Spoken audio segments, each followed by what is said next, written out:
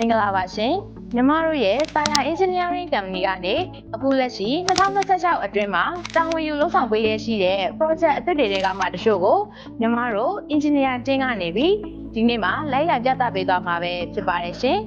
ဘယ်လို project တွေကိုလုပ်ဆောင်နေလဲဆိုတာမြန်မာနဲ့အတူလိုက်ကြည့်ပေးကြပါဦးရှင်ကျွန်တော်ကတော့တာယာမှတာဝန်ယူလုပ်ဆောင်ပေးနေတဲ့ယခုလက်ရှိ project ကိုတာဝန်ယူထားတဲ့ project engineer ပဲဖြစ်ပါတယ်ခင်ဗျအခု project ကဆိုရင်တော့ငယ်လာတော်မြို့နယ်အမှတ်3လမ်းကလူစီကိုင်းရနေရာတစ်ခုဖြစ်ပြီးအချိန်ကြီးရနေရာတစ်ခုဖြစ်လဲလူသိများတဲ့တာမီနီယံ project ပဲဖြစ်ပါတယ်ခင်ဗျအခု project မှာဆိုရင်ကျွန်တော်တို့တာယာဘက်ကနေပြီး archi design ရဲ့အကြီးအကျယ်ဖြစ်တဲ့လက်နဲ့စာရဲ့အလှကိုမြင်သာစေဖို့အတွက် aluminum တော့ window face glass တွေအပြင် composite panel တွေနဲ့ colorless design တွေကိုအရေးသွေးကောင်းမွန်တဲ့ material တွေအသုံးပြုပြီး facade design ကိုလက်ရသေးတတ်မှုတွေနဲ့အတူအကောင်းဆုံးဝန်ဆောင်မှုပေးနေတာပဲဖြစ်ပါတယ်ခင်ဗျကျွန်တော်ကတော့တာယာနဲ့တာဝန်ယူလုပ်ဆောင်ပေးနေရတဲ့ဒီ project ရဲ့ project engineer ဖြစ်ပါတယ်ဒီ project ကတော့ကဘာရေးလက်မှတ်ပေါ်မှာတည်ရှိပြီးလာအောင်လေးပတ်လူများတဲ့ separate project ဖြစ်ပါတယ်ခင်ဗျာဒီ project မှာကတော့ swimming pool area ကိုအလားဆင်ဖို့အတွက်ကျွန်တော်တို့အနေနဲ့ oversea မှာ aluminum solid panel cladding တွေကိုဓာတ်ရိုက်တင်သွင်းပြီး client လိုချင်တဲ့ design ကိုအတိအကျတစ်ထပ်တည်းရအောင်မှာယူတက်ဆင်နိုင်ခဲ့ပါတယ်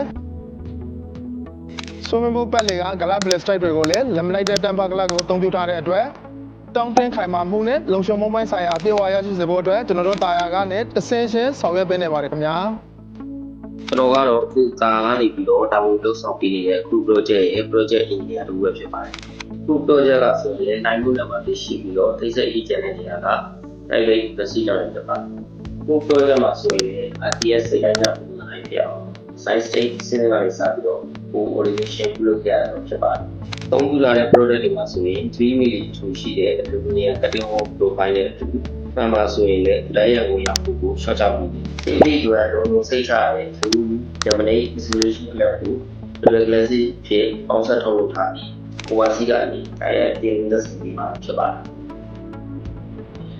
နောက်ထပ်လာမယ့်ဗီဒီယိုမှာကတော့ High Rise Project တွေကိုထပ်မံပြသပေးသွားမှာပဲဖြစ်ပါတယ်ရှင်